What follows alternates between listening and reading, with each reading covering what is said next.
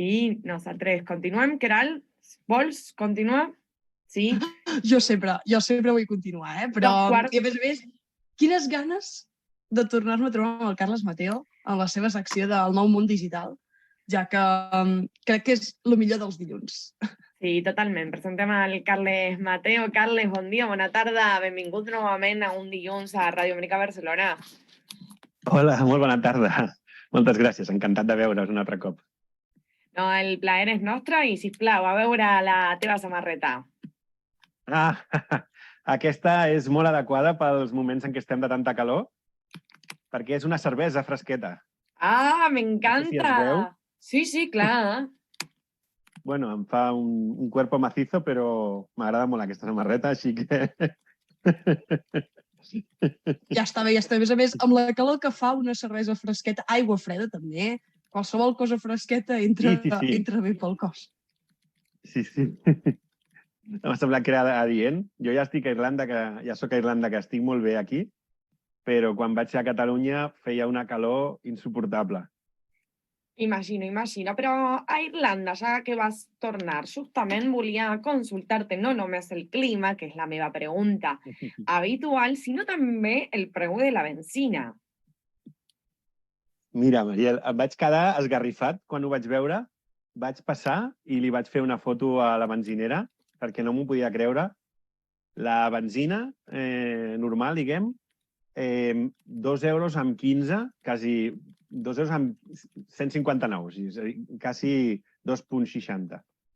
160, perdona. I el dièsel, 2,119. És a dir, una barbaritat de car. De fet, van enviar un acudit d'un cotxe tombat en una benzinera i l'acudit era el cotxe s'ha desmaiat del preu de la benzina. Bé, m'han enviat diversos acudits. Imagino una situació molt complicada i, a més, en el context del conflicte bèl·lic amb Ucraïna perquè és un dels principals desencadenants. Ara sí, parlem de l'actualitat, parlem de les notícies, del nou món digital. Quines són les novetats? Sí. Doncs vull recomanar una entrevista que em va agradar molt a la Anna Navarro Schegel, que és una directiva de Silicon Valley, que és d'Olot. Ah, mira! Sí. I és una directiva superreconeguda als Estats Units, amb molt èxit, i a Catalunya també té la Creu de Sant Jordi. I bé, en el link he posat un enllaç a l'entrevista que la van fer a VilaWeb i em va agradar molt. La veritat és que em va agradar molt. Compartirem, com sempre, l'enllaç perquè crec que és molt important parlar d'aquesta gent i, a més, perquè és una catalana de l'exterior, com tu també. Molt bé. Llavors, una notícia que m'ha cridat molt l'atenció i m'ha esgarrifat relacionada amb tecnologia ha passat a la Xina, i és que un banc ha estafat els seus clients i se'ls ha quedat els diners. Per exemple, una senyora, després dels estalvis de tota la vida, més de 800.000 euros, se'ls ha quedat els diners i no els hi deixen treure, no els hi donen cap explicació. Llavors, van organitzar una manifestació... En Argentina, aquesta situació, el nom és Corralito. El Corralito. Exactament. Sí. Aquesta història jo ja l'he escoltat i me sona molt familiar. És la mateixa situació? No. No, això només ha sigut un banc. Vale, uno només. Sí, és un banc i és un conjunt concret de població a qui li ha passat, però el que és fort d'aquest tema és que a la Xina tenen desenvolupat un sistema que tens una pulsera i tenen uns controls socials que quan tu, per exemple, vas al metro, tu marques amb la pulsera i si has estat a prop d'una persona que ha agafat el Covid, se't marca la pulsera en vermell i no pots viatjar, et reclouen.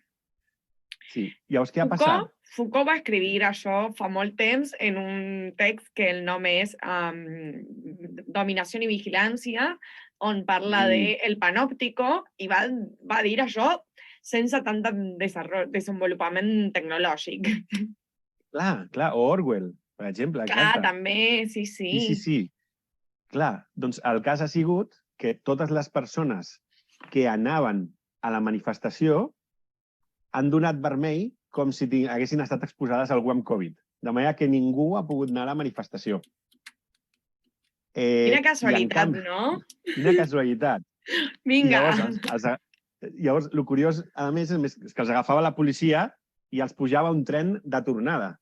No és que els portés a l'hospital, no.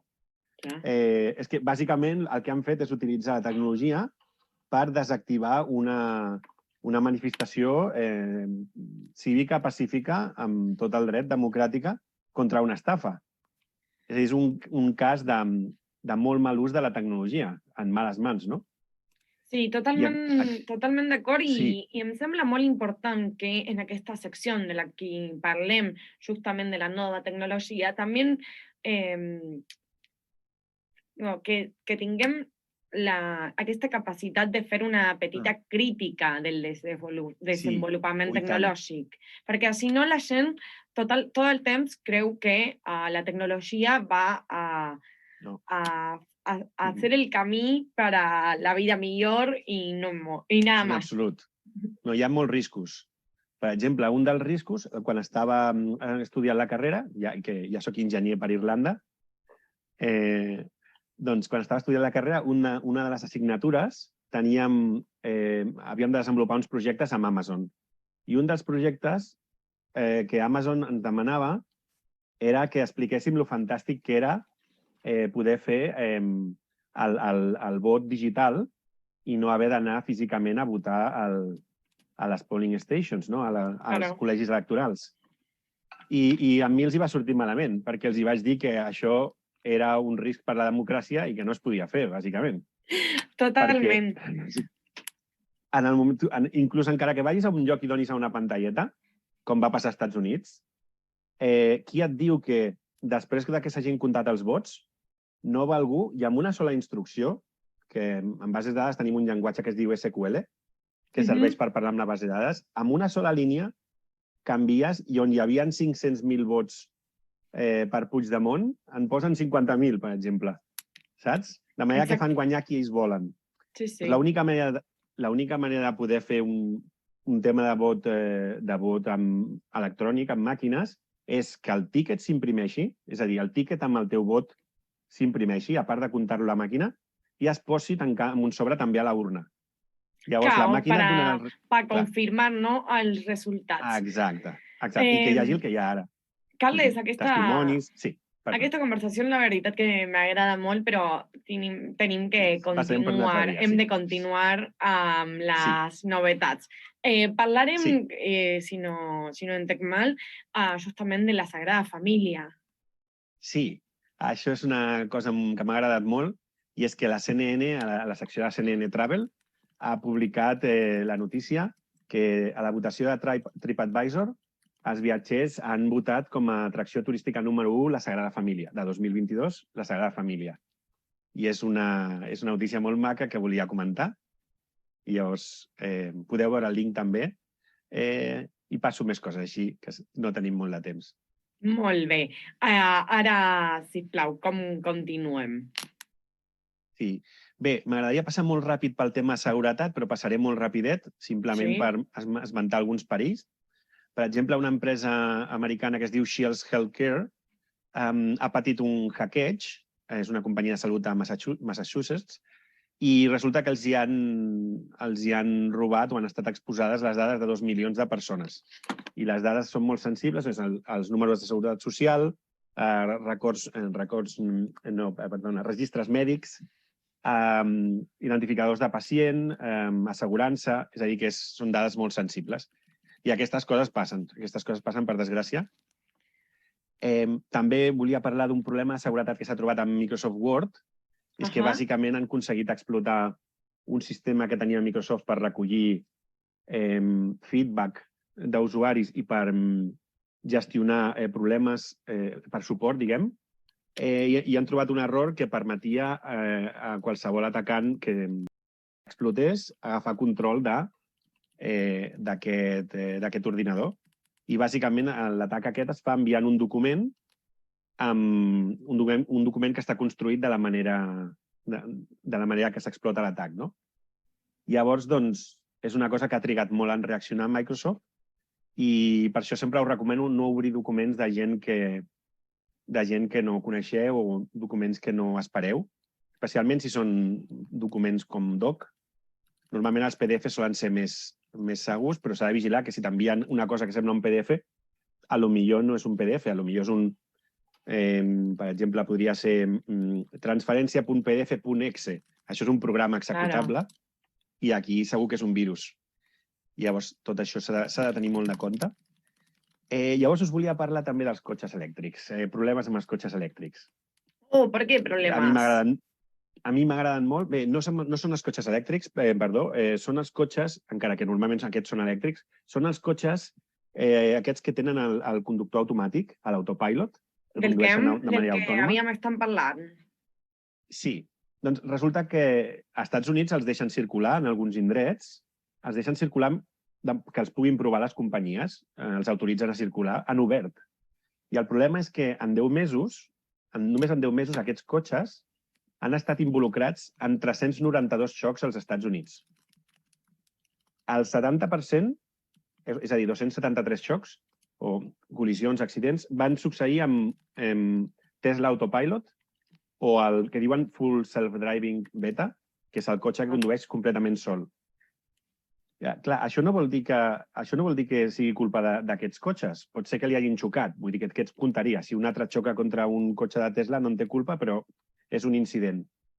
El tema és que els programes no poden tenir en compte totes les situacions. Així que jo penso que és prematur tenir aquests sistemes en obert actualment i sobretot amb l'enfocament que tenen, que és recolzar-se sobre càmeres o equipament que està en el vehicle. Sí. Jo crec que el sistema ideal serà el dia que les carreteres tinguin sensors també i els cotxes també siguin capaços de comunicar-se entre ells, de manera que els altres cotxes siguin conscients dels altres cotxes. Llavors sí que no hi haurà problemes. Clar, però en aquest sentit, tots els cotxes haurien de tenir aquesta característica, perquè un cotxe normal i un cotxe de conducció automàtica tindrem un col·lapse. Sí, clar. Sí, aquesta seria la situació. Podria haver un model híbrid en el qual segueixin havent els sistemes com ara, perfeccionats, però ja implementin sistemes que els cotxes parlin entre ells. Totalment. Hauria de ser... Perdó? S'ha disparat la publicitat aquí. No hi ha problema. Hauria de ser un sistema que tots els vehicles es posin d'acord els fabricants i utilitzin el mateix sistema. Jo suposo que algun moment arribarà. En algun moment arribarà, això estic d'acord. I tenim 3 minuts més abans de tancar. No sé si vols parlar de l'entreteniment, perquè són bones notícies, però notícies que crec que tenim temps per parlar-les també. Però tu escollis. Doncs parlaré una miqueta d'entreteniment perquè la gent crec que ens agrada molt. Llavors, el 22, demà passat, s'estrena Doctor Strange in the Multiverse of Madness. S'estrena a Disney+.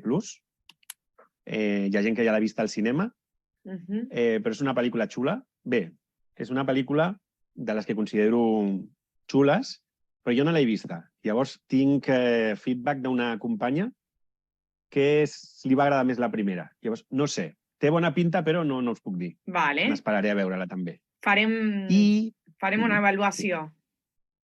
Sí. I pels fans dels Guardians de les Galàxies, això sí que és una notícia molt xula, i del Groot, que és l'arbre aquest, que ara és un nen arbre que va creixent. És molt agradable. El 10 d'agost, sí, és supermaco. És supermaco, total. Sí. Doncs el 10 d'agost s'estrena I Am Groot, que serà que serà sobre aquest personatge tan estimat. També us haig de dir que hi ha el videojoc dels Guardians de la Galàxia, The Guardians of the Galaxy, que és molt divertit, a mi m'agrada molt, i és molt irreverent també. Vull dir, xutes enemics, és molt divertit. I aquest personatge és una mica trasto, el Groot. És una mica trasto perquè és un adolescent i una mica conflictiu, que li agrada protestar-ho tot. Així que, bé, qui tingui fills sabrà lo dur que deu ser això.